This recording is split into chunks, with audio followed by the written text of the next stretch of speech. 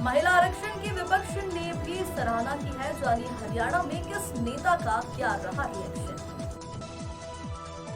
चाहे 4 करोड़ बेटियों को घर देने की बात हो, चाहे करोड़ों शौचालय की बात हो, चाहे वो प्रधानमंत्री द्वारा आयुष्मान भारत हो, बैंकिंग के साथ जोड़ना हो, मुद्रा योजना के साथ जोड़ना हो, आर्मी में, पुलिस फोर्सेस में कमीशन्ड अफसर बनने की बात हो, हर कदम पर प्रधानमंत्री जी ने पल पल बेटियों के लिए काम किया है।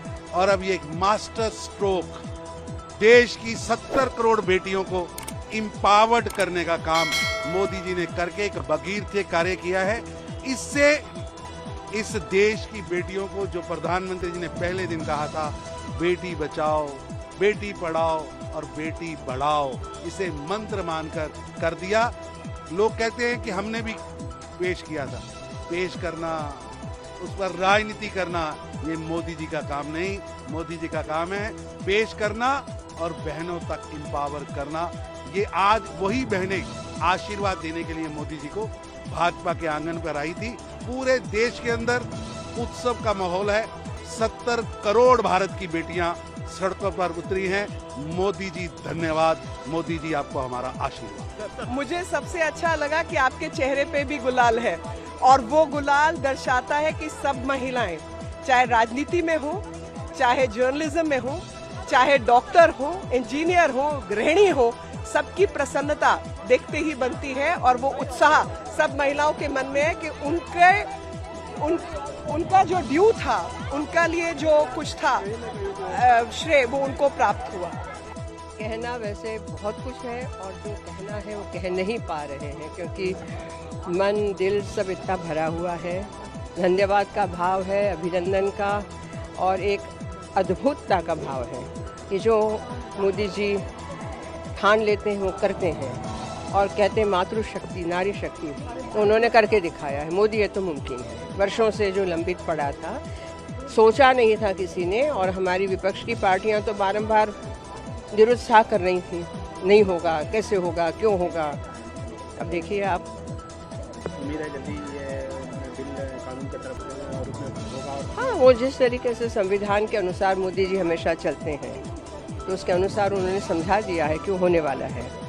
प्रक्रिया चालू है। बहुत सारे लोग सवाल भी खड़े करें कि डिले हुआ है, इतना फिर तो लोगों ने विरोध भी नहीं नहीं, वो तो देखिए प्रकृति है हमारे यहाँ। विरोध करो, विवाद करो, शंका जाहिर करो, अच्छा है, डेमोक्रेसी में होना चाहिए।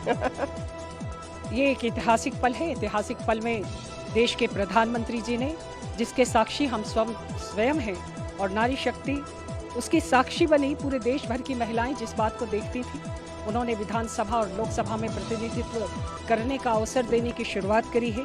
सर्वसम्मति से बिल पारित हो गया है और ये पारित बिल इस बात का घोतक है कि आने वाले समय में महिलाओं को विधानसभा में और लोकसभा में प्रतिनिधित्व मिलेगा, वो आगे बढ़ेंगी।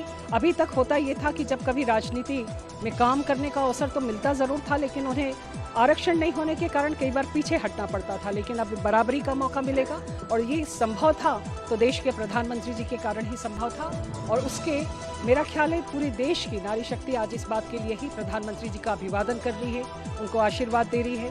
तमाम योजनाओं में देश के प्रधानमंत्री जी ने लगातार महिलाओं की चिंता करी और ये एक नया कदम है।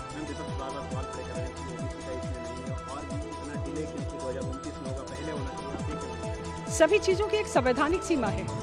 जो राजनीतिक दल इसको विरोध कर रहे हैं, उन्हें इस बात को पता है कि संवैधानिक प्रक्रियाओं के तहत ही आप आरक्षण को लागू कर सकते हैं। ये बात वो जानते हैं, लेकिन इस पर वो राजनीति करने की बात क्यों करते हैं? अगर हम प्रक्रिया के तहत नहीं लाएंगे तो वो विषय लागू नहीं हो पाता है। तमाम चीज़ों पर प्रक्रिया होना, जनगणना होना, जनगणना के बाद परिसीमन होना, महिलाओं को उसके बाद मौका मिलना, तो एक प्रक्रिया को पूरा करेंगे। उस प्रक्रिया में इतना समय लगेगा। हमने ये नहीं कहा कि हम तुरंत अभी और आज ही करेंगे। हमने इस पूरी प्रक्रिया का पालन करने के बाद हम करेंगे। हमने ये साफ और स्पष्ट बताया। अगर हमारी मंशा लाभ लेने की होती है या हम उसको राजनीतिक मुद्दा बनाते तो हम तत्काल लागू करते, लेकिन ये नहीं किया, क्योंकि दोनों सदनों में हमारा समर्थन था, हमारे पास लोग थे, हमारे संख्या बल हमारे साथ थी।